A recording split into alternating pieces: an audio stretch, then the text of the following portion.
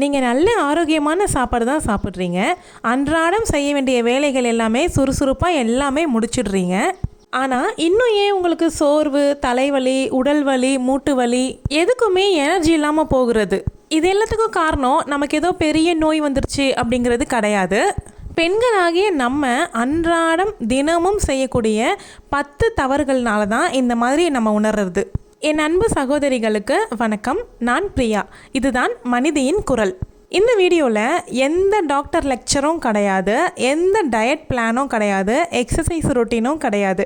நம்ம வீட்டில் நம்ம வாழ்க்கையில் நம்ம அன்றாடம் செய்யக்கூடிய தெரியாமல் செய்கிற விஷயங்களை பற்றியும் தவறுகளை பற்றியும் தான் சொல்ல போகிறேன். மொதல் தவறு என்ன அப்படின்னா, இந்த பாயிண்ட் ஏற்கனவே சில வீடியோஸில் நான் சொல்லியிருக்கேன். இருந்தாலும் இந்த இடத்துல இதை கண்டிப்பாக சொல்லியே ஆகணும். எல்லாருக்கும் அப்புறம்தான் நம்ம அப்படின்னு நம்ம எப்போவுமே கடைசியாக நினைக்கிறது.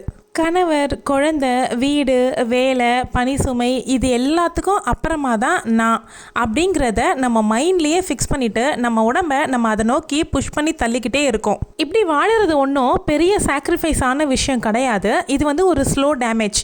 நம்மளுடைய ஹெல்த்தை நம்மளாவே பார்த்து டேமேஜ் பண்ணிக்கிறதுக்கான முதல் சைன் இது தான். எல்லாருக்கும் எப்படி நம்ம முக்கியத்துவம் கொடுக்குறோமோ அதே மாதிரி நம்மளுடைய ஹெல்த்துக்கும் நம்ம முக்கியத்துவம் கொடுக்கணும் அப்படிங்கிறது ரொம்ப ரொம்ப கட்டாயம். செகண்ட் மிஸ்டேக் ஒன்று பசி வந்ததுக்கு அப்புறமாவும் இக்னோர் பண்ணிவிடுறது, இல்லைனா பசியே வராமல் சாப்பிட்றது. சமைச்சிக்கிட்டே இருப்போம். சமையலில் உப்பு காரம்லாம் சரியாக இருக்கா அப்படிங்கிற பார்க்கறதுக்காக ருசி பார்த்து சமைப்போம். நம்ம மைண்ட்குள்ளே ருசி பார்த்துட்டோம் அப்படின்னாவே என்னவோ அரை வயிறு ரொம்பிட்ட மாதிரி பசியை அப்படியே மறந்துடுவோம். இந்த மாதிரி நம்ம பசிக்காமல் சாப்பிட்றதுனாலையும் இல்லை பசிச்சு அதை இக்னோர் பண்ணுறதுனாலையும் நமக்கு உடம்புக்குள்ளே கேஸ்ட்ரிக் ப்ராப்ளம், தலைவலி, வீக்னஸ்ஸு, உடல் பருமன் இந்த மாதிரி எல்லாமே ஸ்டார்ட் ஆக ஆரம்பிச்சிடும். உடல் பருமனை பற்றி தனியாகவே ஒரு வீடியோ போடணும். ஏன்னா நான் உடல் பருமனாக இருந்து உடல் எடையை குறைச்ச ஆள் தான். 10 கிலோக்கு மேலே நான் உடல் எடையை குறைச்சிருக்கேன், எந்த ஒரு ஜிம்முக்கும் போகாமல். உங்களுக்கு வேணும் அப்படின்னா சொல்லுங்கள், நான் அதை பற்றின டிப்ஸ் நான் தனியாக ஒரு வீடியோவாக போடுறேன். மூணாவது தவறு என்ன அப்படின்னா, நம்ம உடம்புக்கு தேவையான அளவு தண்ணீர் நம்ம குடிக்காமல் இருக்கிறது. நம்ம உடம்புல 70% மேலே தண்ணியால் தான் இயங்கிட்டே இருக்குது. ஸோ தண்ணிங்கிறது நமக்கு ரொம்ப ரொம்ப முக்கியம். அதுலேயும் நம்ம வீட்டில் இருக்கக்கூடிய எல்லா வேலைகளையும் செய்கிற ஒரு ஆள் அப்படிங்கிறதுனால நமக்கு தண்ணீருங்கிறது ரொம்ப ரொம்ப அத்தியாவசியமானது. ஒரு சிலரை பார்த்தீங்க அப்படின்னா காலையிலேருந்து சாயங்காலம் வரைக்கும் 1 டம்ளர் தண்ணி கூட ப்ராப்பராகவே குடிக்கவே மாட்டாங்க. நம்ம குடிக்கக்கூடிய தண்ணீரினுடைய அளவுக்கும் நம்ம உடலுடைய எடைக்கும் சம்மந்தம் இருக்குது. நம்ம ஒவ்வொரு எடைக்கும், அதாவது 20 கிலோவுக்கு 1 லிட்டர் தண்ணி அப்படின்னு கணக்கு வைக்கணும். இப்போ நீங்கள் 60 கிலோ இருக்கீங்க அப்படின்னா 3 லிட்டர் தண்ணி நீங்கள் கட்டாயமாக ஒரு நாளைக்கு குடிக்கணும். அளவுக்கு மீறியும் குடிக்கக்கூடாது, அளவுக்கு கம்மியாகவும் குடிக்கக்கூடாது. நம்மளுடைய தண்ணி குடிக்கிற பழக்கத்தினால தான் நம்ம ஸ்கின் எல்லாமே டல் ஆகிறது, நம்மளுடைய ஹேர் ஃபால் ஆகிறது, நமக்கு எல்லாமே பெயின்லாம் ஸ்டார்ட் ஆகிறது, பாடி பெயின், ஹெட்ஏக்கு, இந்த மாதிரி பிரச்சனைகள் எல்லாமே தண்ணியால தான் வர்றது. நம்மளுடைய ஹெல்த்தையும் நம்மளுடைய ஸ்கின்னையும் நம்மளுடைய ஹேரையும் எப்படி நம்ம அன்றாட வாழ்க்கையில் கேர் பண்ணிக்கணும் அப்படிங்கிறதுக்கு நான் ஆல்ரெடி ஒரு வீடியோ போட்டிருக்கேன். இந்த வீடியோக்கு முன்னாடி போட்ட வீடியோ தான், நீங்கள் செக் பண்ணி பாருங்கள் சேனலை விசிட் பண்ணி. 4வது தவறு என்ன அப்படின்னா, தூக்கத்தை ரொம்ப சின்ன விஷயமா நினைக்கிறது.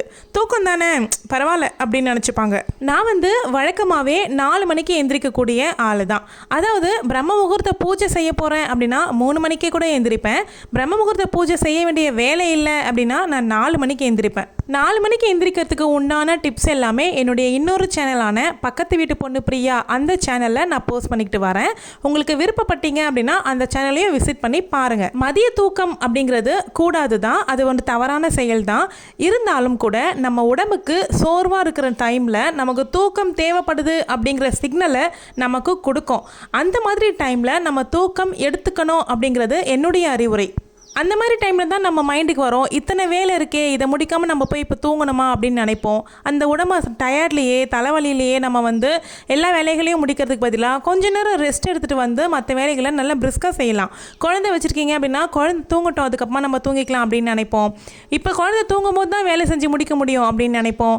அந்த மாதிரிலாம் நம்மளுடைய தூக்கத்தை நம்ம இக்னோர் பண்ணுறதுனால ரொம்ப பெரிய ஹெல்த் இஷ்யூஸ் நமக்கு வரும். அப்புறமா தூங்கிக்கலாம், அப்புறமா சாப்பிட்டுக்கலாம், அப்புறமா ரெஸ்ட் எடுத்துக்கலாம், இந்த மாதிரியான விஷயங்களால தான் நமக்கு ஹெல்த் ரொம்பவுமே ஸ்பாயில் ஆகி போயிட்டுருக்கோம். இந்த மாதிரி இக்னோர் பண்ணுற விஷயங்களால தான் நம்மளுடைய ஹார்மோனுமே இம்பேலன்ஸாக போகிறதுக்கு காரணம். 5வது தவறு என்ன அப்படின்னு பார்த்தீங்கன்னா, நமக்கு வரக்கூடிய பெயின்ஸை நம்ம நார்மலாக எடுத்துக்கிறது, இல்லைனா கேஷுவலாக இது நார்மல் தான் அப்புறம் பார்த்துக்கலாம் அப்படின்னு நினைக்கிறது.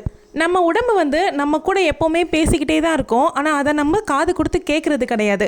நம்ம உடம்புக்கு ரெஸ்ட் தேவைப்படுது அப்படின்னும்பொழுது அது வந்து முதுகு வலியாவோ இல்லை தலை வலியாவோ இல்லை மூட்டு வலியாவோ இடுப்பு வலியாவோ நமக்கு வந்து வெளிப்படுத்தும். அதை வந்து நம்ம பெருசாக பொருட்படுத்தாமல் நம்ம இக்னோர் பண்ணிட்டு போயிட்டே இருப்போம். அப்புறமா பார்த்துக்கலாம், வலி தானே அதுவே சரியாயிரும் அப்படின்னு சொல்லி விட்டுருவோம். இது எல்லாமே சின்ன சின்ன பெயின் தானே அப்படின்னு நம்ம நார்மல்னு நினைக்கிற இந்த பெயின்ஸ்லாம் தான் லாஸ்ட்டாக சேர்ந்து நமக்கு பெரிய டேஞ்சர்ஸில் கொண்டு போய் விட்டுரும். 6வது தவறு என்ன அப்படின்னா, நம்ம ரெஸ்ட் எடுக்கிறதுக்கு நம்மளே நம்மளுக்கு கில்ட்டாக ஃபீல் பண்ணுறது.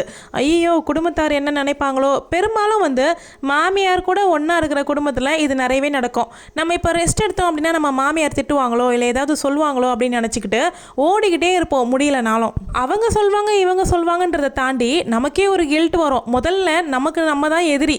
என்ன சொல்லுவோம், ஒரு 10 நிமிஷம் நம்ம வந்து ஃப்ரீயாக உட்காந்தோம் அப்படின்னா நம்ம மைண்டே சொல்லும், என்ன இன்றைக்கி ரொம்ப ஃப்ரீயாக உட்காந்துருக்கோமே, வேறு எதுவும் வேலை இல்லையா நமக்கு அப்படின்னு நம்ம மைண்டே நம்மளை வந்து கேட்க ஆரம்பிக்கும். அதுதான் ஒரு கில்ட்டு. மெஷின் கூட சூடு ஏறிடும் அப்படின்ட்டு ஆஃப் பண்ணி தான் நம்ம போடுவோம். அதே மாதிரி நம்ம பாடி வந்து நம்ம வீக்னஸாக இருக்குது அப்படிங்கிறத உணராமல் நம்ம ஓடிக்கிட்டே இருக்கோம் அப்படின்னா ரன் ஆகிட்டே இருக்கக்கூடிய பாடி என்னைக்காவது ஒரு நாள் சடனாக ஸ்டாப் ஆக ஆரம்பிக்கும். 7th மிஸ்டேக் என்ன அப்படின்னா, நமக்கு வரக்கூடிய உணர்வுகள், அதாவது அழணும் அப்படின்னு தோணும்போது அழாமல் இருக்கிறது, சிரிக்கணும் அப்படின்னு நினைக்கும் போது சிரிக்காமல் இருக்கிறது, நம்மளுடைய உணர்வுகளை அடக்கிறது. எமோஷன்ஸை உள்ளேயே அடக்கி வைக்கக்கூடிய பெண்கள் பெரிதளவிலும் ஹெல்த் அளவில் பாதிக்கப்படுறாங்க. சந்தோஷமாக இருந்தாலும் மற்றவங்க கிட்ட பகிர்ந்துக்கணும். பகிர்ந்துக்கிற ஆள் வந்து ரொம்ப நம்பகமான ஆளாக இருக்கணும். இல்லையா இறைவன்கிட்ட சொல்லுங்கள். உங்களுடைய கஷ்டத்தை யார்கிட்டையாவது ஒருத்தர்கிட்ட சொல்லிடுங்க. நீங்கள் போயிட்டு இறைவன்கிட்ட சொல்லிட்டீங்க அப்படின்னா இறைவன் கிட்டேருந்து யார்கிட்டையும் போக போகிறது கிடையாது. அப்படியும் இல்லையா ஒரு பேப்பர் பேனா எடுத்து அதில் எழுதிடுங்க. உங்கள் மனசு பாதியாக குறைஞ்சிரும், பாரம் குறைஞ்சிரும். ஸ்ட்ரெஸ்ஸை வந்து நீங்கள் உள்ளுக்குள்ளவே சேர்த்து வச்சுக்கிட்டு இருந்தீங்க அப்படின்னா அதுவே நம்ம பாடிக்கு பெயினை உருவாக்கிடும். சில பேர் வந்து சோர்வாக இருக்குது அப்படின்னும்போது நமக்கு ரெஸ்ட் தேவை அப்படின்றத நினைக்கவே மாட்டாங்க. சோர்வாக இருக்குது அப்படின்னும் போது நமக்கு இப்போ ஒரு காஃபி குடித்தா நல்லாயிருக்கும், இல்லைனா ஒரு டீ குடித்தா நல்லாயிருக்கும் அப்படின்னு சொல்லிட்டு நம்மளுடைய பசியை கூட எத்தனையோ தடவைகள் இந்த காஃபி டீயால் நம்ம மறந்துருக்கோம். காஃபி டீ குடிக்கிற பழக்கம் வந்து அந்த கஃபைன் அடிக்ஷனால் வர்றது. இது நமக்கு பாடிக்கு நல்லதே கிடையாது. அதுக்கு பதிலாக நமக்கு தேவைப்படுற நேரத்தில் நம்ம ரெஸ்ட் எடுத்துட்டோம் அப்படின்னாவே இந்த ஒரு அடிக்ஷன்லேருந்து நம்ம வெளியே வந்துடலாம். 9th மிஸ்டேக் என்ன அப்படின்னா, நம்ம உடம்புக்குள்ளே ரொம்ப நாளாக ஏதாவது ஒரு பிரச்சனை வந்து நமக்கு வந்து சிக்னல்ஸை காட்டிகிட்டே இருக்கும். ஆனால் அதை நம்ம வந்து இக்னோர் பண்ணி தள்ளி போட்டுக்கிட்டே இருப்போம். ஹெல்த் செக்அப் பண்ணவே மாட்டோம். அந்த மாதிரி பண்ணுறது ரொம்ப ரொம்ப தவறு.